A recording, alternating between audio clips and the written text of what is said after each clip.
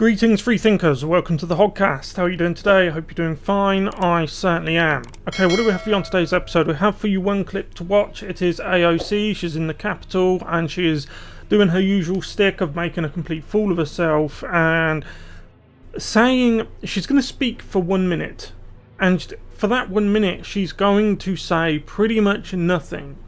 But when she does say something, it has the undertones of everything we've seen from failed states like Venezuela, Cuba, the former Soviet Union. Everything she says, it's on paper sounds brilliant. It sounds great. She's trying to get this bill passed because at the moment the Dems are trying to push this bill, which it's like they've spent so much of your money, my American viewers. They don't have any sense of proportionality anymore. The Democrats, they don't understand that you have to pay that money back, and if you don't, you will default. And in this modern world where in the West we've built our economies on finance, if you default on monies owed to other countries, usually China, you're finished. And finally, the main thing, the third thing that I wanted to bring up in regards to this clip we're going to watch, all of these people are very young. So these are the impressionable socialist youth at college of today. And they're lapping up everything she has to say. And that's when she actually says anything intelligible. So let's get into this clip. We'll watch that now if you haven't yet though. If you find this video informative, please subscribe to the Hoggcast, like the video, hit the notification bell and share this video around. You can also let me know down below what you think about this situation and the video. Finally, we have a membership scheme now. We have 6 amazing members. If you wanted to become a member of the Hoggcast and support the Hoggcast here, either as a member of the Coffee Club or the Gold Club, there is a join button down below next to the subscribe button and a link in the description box. I am honestly humbled that people value my commentary enough to do that, and if you're one of them, that's how you can support us. Anyway, let's go. Okay, let's check out this short clip, it's a minute 10 seconds. We'll see what she's got to say, and then after that we'll go back to the start, play it again, and as usual I will stop it intermittently to make the points I feel I need to make. Better than nothing? Yeah, that's right. Isn't something better than nothing? And you know what we have to say? I stood up in front of the caucus and I said, you know, that might be an easy thing for some of you all to say. Because when a bill passes that is underfunded, that only gives a crumb, you get that crumb. Yeah. Because when you only give some and not all, then some people get nothing. Yeah. Some people get nothing. Yeah. Who gets nothing? We get nothing. Yep, we get that. Yeah. So, you know, standing up there in that Capitol, and I was like, I don't know if y'all know yet by now, but I'm from the Bronx. When you tell me, isn't something better than nothing? What I hear, what you're actually telling me, isn't something for you better? Yep. Isn't something for you better? And why don't you accept nothing so that I can get something? Yeah. That's what is actually being said. So she just contradicted herself. She, for the first 20-30 seconds she said one thing, and for the last 20-30 seconds she said the exact, she contradicted her own position. But what she said there is a load of hot air, and there's a lot of classic leftist tactics in there of, for example, at the beginning, isn't something better than nothing? What a stupid statement. How do you argue against that? It's very vague, it's very manipulative, and it's very confusing. And they do that on purpose. Anyway, let's go back to the beginning. We'll watch again, and I'll stop it intermittently to make the points I need to make. And a quick disclaimer, AOC always annoys me. So if I seem a bit irritated, that's your reason why. Okay. That's right. Isn't something better than nothing? And you know what we have to say? I stood up in front of the car. Isn't something better than nothing? You see, this is what the left do. They are, and I've said this before, they fail at most things, but some of the things that they are very good at, extremely good to the point of actually taking over every cultural institution you can think of in pretty much every Western country, is manipulation and especially semantics. The left have just a knack for being able to package up insidious things as beneficial, benevolent, amazing things. Here we have the big brain, amazingly intelligent statement that isn't something better than nothing. How can you argue with that? How do you argue with that? That's why they use words like that. You can't. What do you reply to that with? Isn't something better than nothing? No. Think about it. And I said, that might be an easy thing for some of you all to say. Because when a bill passes that is underfunded, that only gives a crumb. Only gives a crumb. This bill needs to be funded. This bill needs to be paid for. So when you say that this bill only gives a crumb, do you know where this money for this is coming from? Do you know who's going to have to pay it back? I'll tell you. You see all those young people there? When they leave college, and if by the grace of God they can get a job as a gender studies, one of these officers, these university officers where they have, equity and inclusion officer. If they leave university and they're lucky enough to fight and win for the very few equality and inclusion officers jobs available, then you're going to have to pay that back.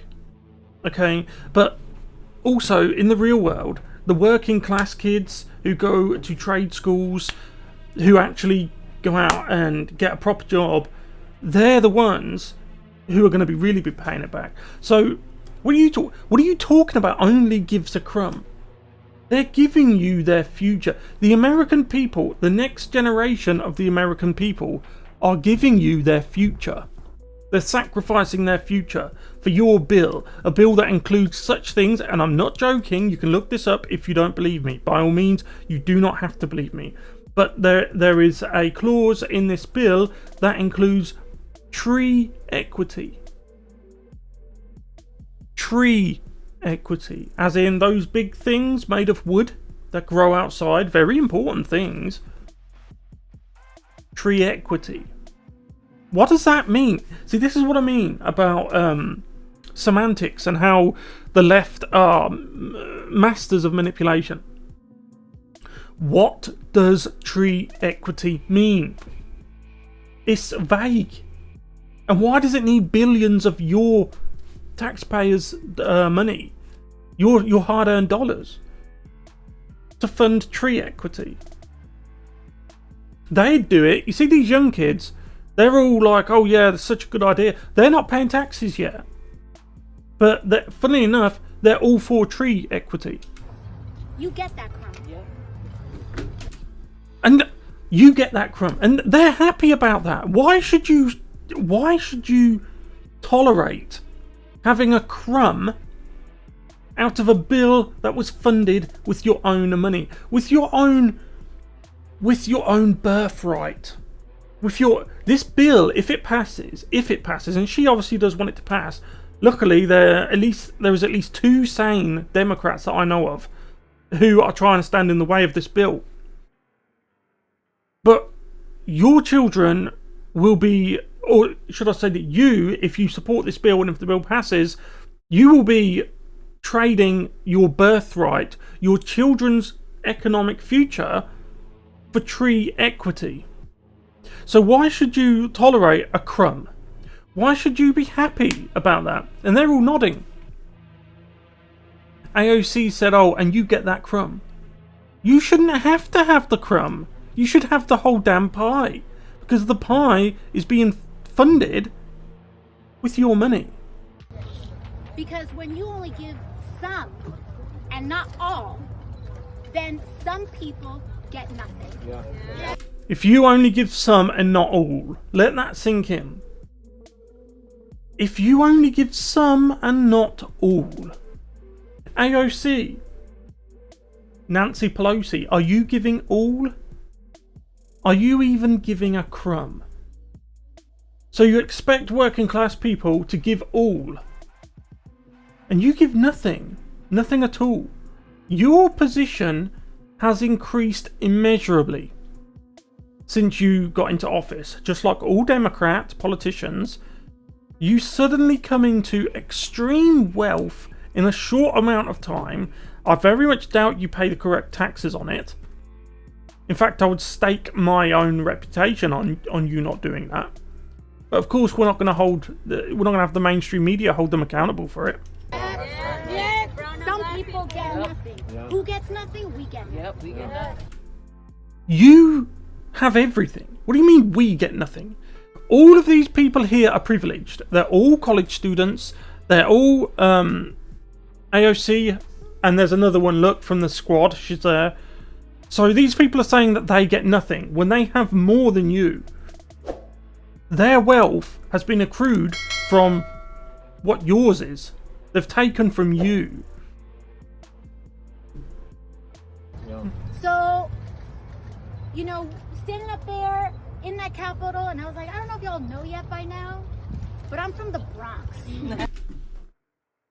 The fact that she continues this and people lap it up just shows you how the information war has been lost and how effective the mainstream media machine and big tech and the left and the globalist set in general have been at brainwashing people, because she is not from the Bronx. She is from an upper middle class family in upstate New York.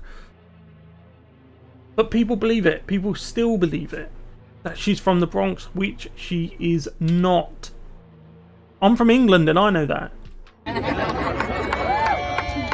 When you tell me isn't something better than nothing, what I hear, what you're actually telling me, isn't something for you better? Yep. Isn't something for you better? And why don't you accept nothing so that I can get something? Yeah. That's what. So she's just contradicted her own statement. A minute ago, at the beginning, she said, isn't something better than nothing. Now she's saying that the people who say is something better than nothing, what they actually mean is, let's go back and listen to what she said exactly, so I don't get it tangled up. Isn't something for you better? And why don't you accept nothing so that I can get something? Yeah. So, yeah, she's completely contradicted her own point, and now she's trying to pit people who suggest that isn't something better than nothing against people who don't think that. She's saying that now people who think like that are doing it for entirely personal or selfish reasons, contradicting the very first thing she said. Okay? And you see, this is putting people against each other. It's pitting people against each other. You can't. These people, they can't just get on with life. They can't just enjoy themselves. They can't just build for the future. They take.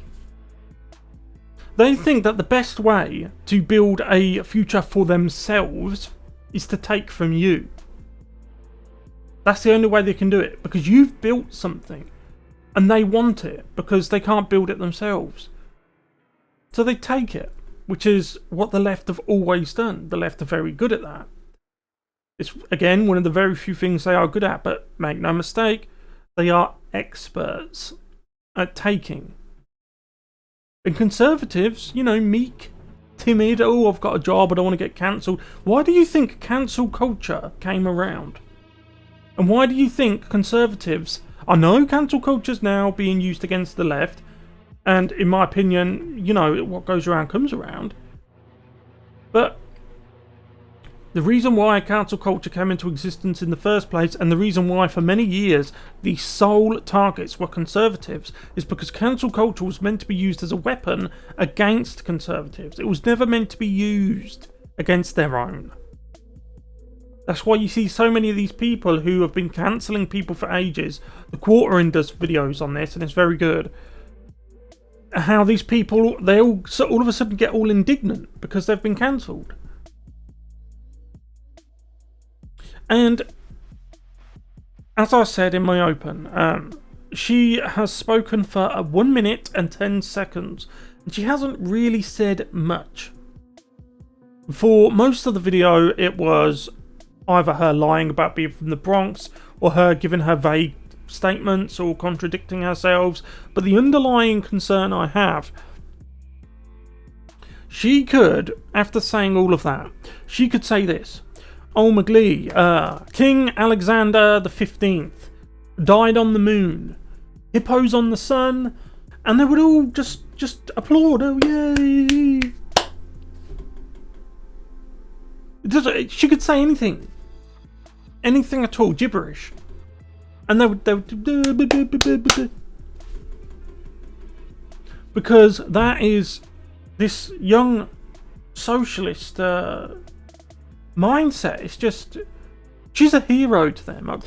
I'm ranting now. Anyway, look, I wanted to show you this this clip because it just, she never fails to astound me at how confident she is that what she is doing and what she wants to do is right. This is, it should worry you, this is apparently an economics major. And her only desire is to spend as much of your money on other people as quickly as she can spend it. And don't you dare suggest that you have the right to keep some of your own money back, or you have the right to decide what you do with your own money. Because look at what she said here, because when you only give some and not all. I want those words there to be immortalised. Quote, "Because when you give only some and not all." Coming from the person who doesn't even pay her fair share in tax. Coming from someone who belongs to a party who is full of people who have money in tax havens. Go on, clap for that. Clap now for her. Anyway, if you haven't yet, please like this video, subscribe to the Hoggcast, hit the notification bell, and share this video around. Thank you very much for watching. I'll see you in the next one. Goodbye.